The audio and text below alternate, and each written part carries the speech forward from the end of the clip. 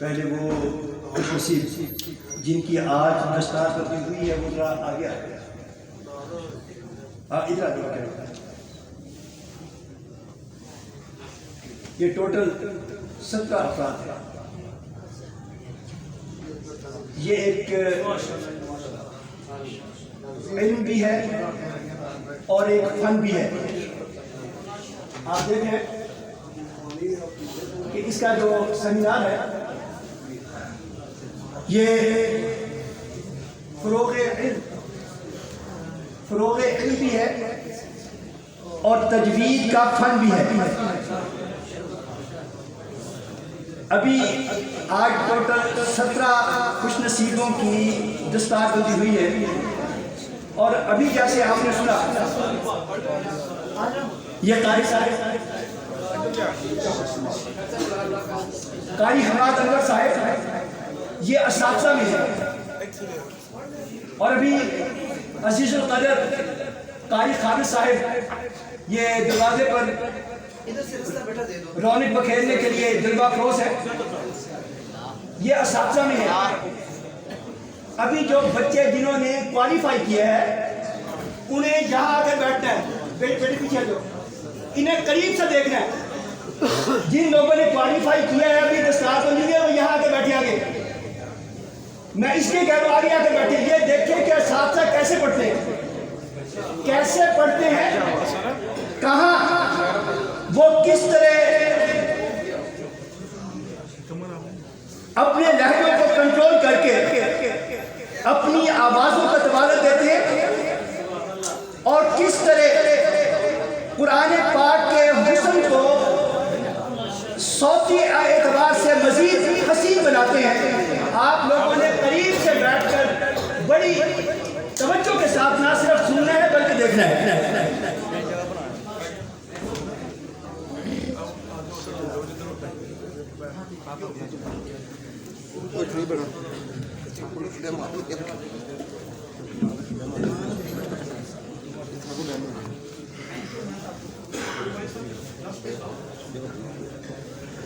یہ بھی میرے بڑے ہی عزیز القدر بڑے پیار والے قاری خادم لال صاحب.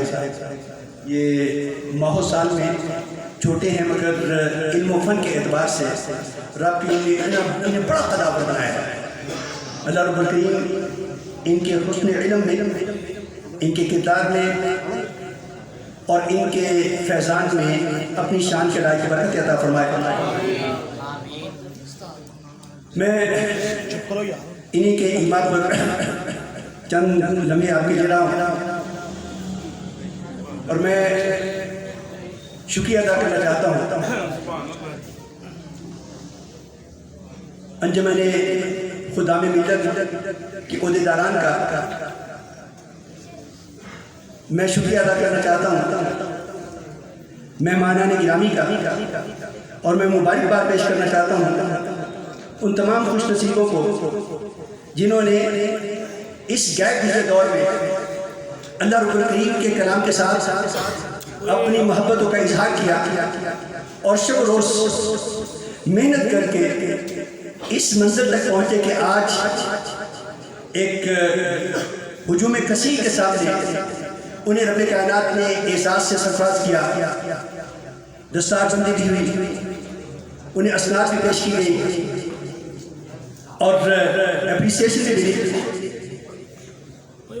قرآن مجید مطالعے میں کو درست لفظ لہجے میں پڑھنا یاد رکھیے کہ یہ پوری ملت اسلامیہ پر فرض ہے کم از کم اس مقصدار میں کہ جس سے نماز کو صحیح طور پر ادا کیا جا سکے. ہر زبان کی ادائیگی کا اپنا ایک انداز ہوتا ہے. عربی جو نبی رحمت مجسم صلی اللہ علیہ وسلم کی زبان ہے, جس زبان میں رب کائنات نے اپنے اس کلام لازوال کو نازل فرمانے کا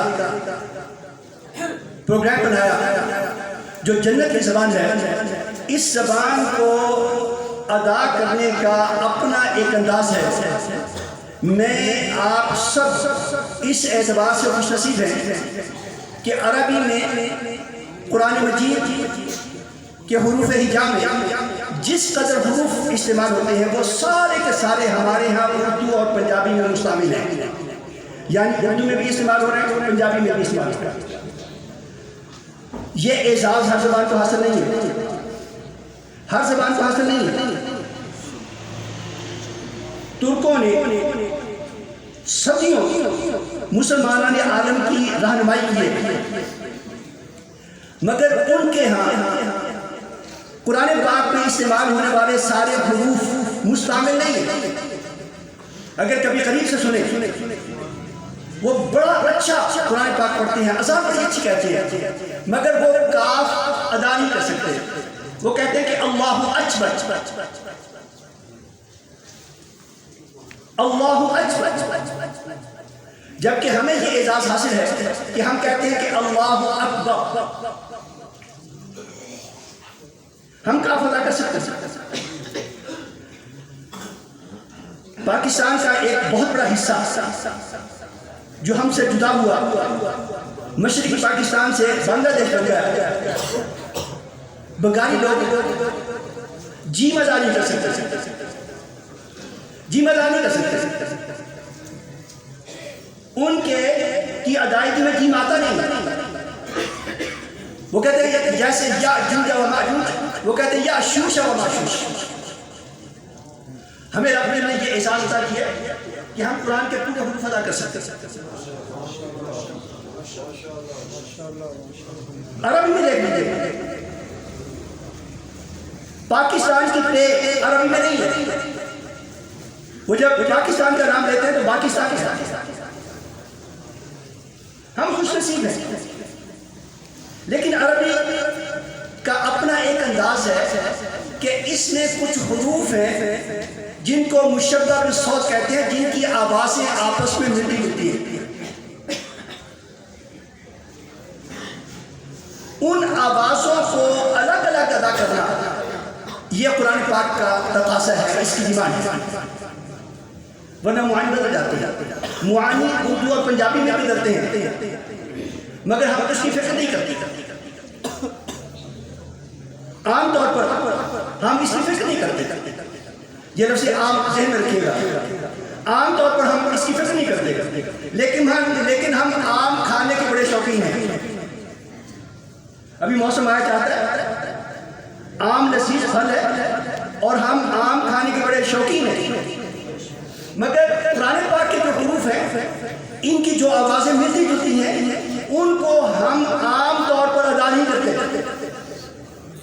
یہ میں نے دو عام استعمال کیے ہیں، جو پڑھے لکھے لوگ ہیں وہ جانتے ہیں ان دونوں کی املا الگ الگ ہے۔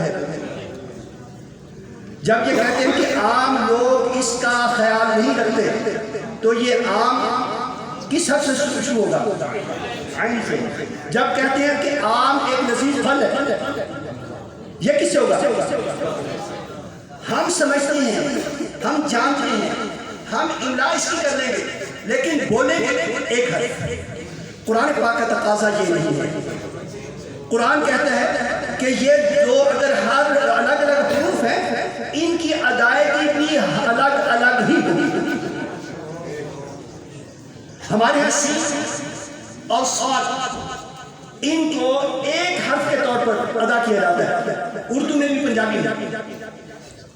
ہا اور ہا کو ایک حرف کے طور پر ادا کرتے ہیں، جبکہ قرآن پاک کا تقاضا یہ ہے، نبی رحمت المجسم صلی اللہ علیہ وسلم پر نازل کردہ رب کائنات کے کلام مقدس کا تقاضا یہ ہے، اور سب سے بڑھ کر حضور نبی اکرم صلی اللہ علیہ وسلم اور رب کائنات کو پسند یہ ہے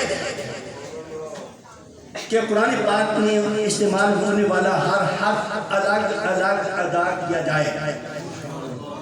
یہ ہم اپنے طور پر نہیں کر سکتے، یہ ہم اپنے طور پر نہیں کر سکتے۔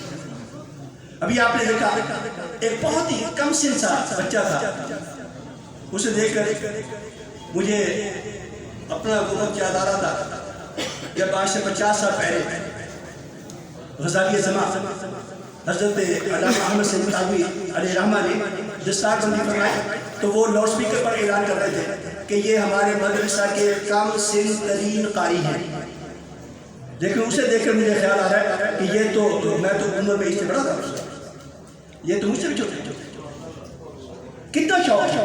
اور انہیں دیکھیے حضرت صاحب،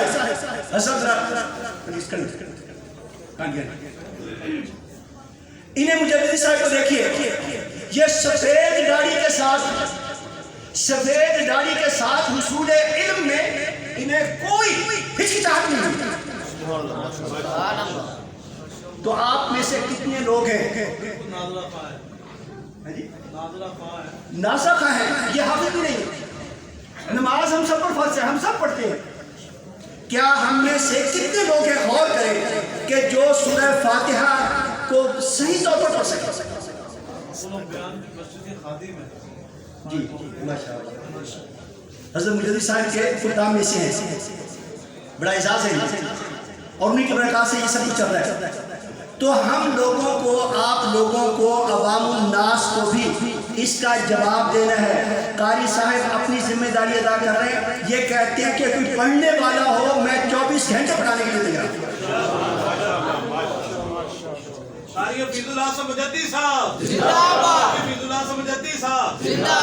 صلاح عام ہے یاران مقتدا کے لیے، کوئی آئے تو صحیح، ہم تو مائے کا کرم ہے، کوئی سائے ہی نہیں، راہ دکھلائیں کسے، کوئی دعوت منظر ہی نہیں۔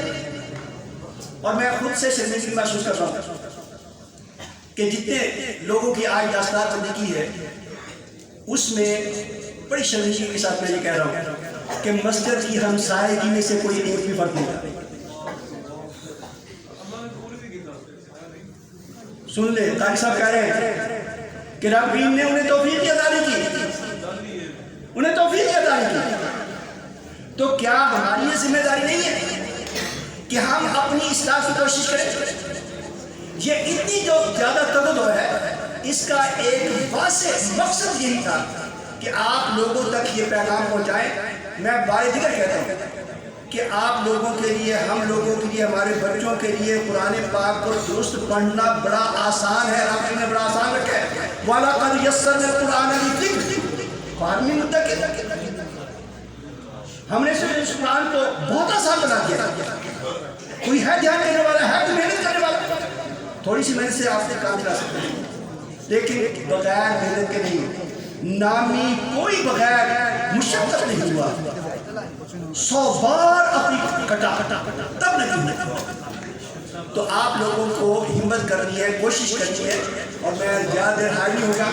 یہ آپ لوگ کھڑے ہو کے استقبال کریں شیخ عبدالرجا ایوب صاحب تشریف لا لیں، مہمان ہمارے ذرا کھڑے ہو کے استقبال کریں۔ نعرہ تکبیر، نعرہ رسالت، نعرہ رسالت، نعرہ حیدری۔ آج کے اس خوبصورت پروگرام کے اندر عالم اسلام کے عظیم قاری قرآن تنزانیہ سے ہمارے معزز مہمان قاری قرآن شیخ رجا ایوب صاحب آپ تشریف لا رہے ہیں۔ دل کی عطا گرائیوں سے ادارہ نور اسلام کی طرف سے آپ کو خوشامدید کا نذرانہ پیش کرتا ہوں۔ سارے ساتھی مل کر باب آدم لفظ استقبال کیجیے۔ نعرہ تکبیر، نعرہ رسالت، نعرہ رسالت، نعرہ حیدری۔ عالم اسلام کے عظیم قاری قرآن، فخر دنیا قرات، میری مراد تنزانیہ سے ہمارے معزز مہمان قاری قرآن زینت القرہ، فخر القرہ، جناب قاری شیخ محمد رجا ایوب صاحب آپ تشریف لائے۔ دل کی عطا گرائیوں سے آپ کو خوشامدید کا نذرانہ پیش کرتے ہیں۔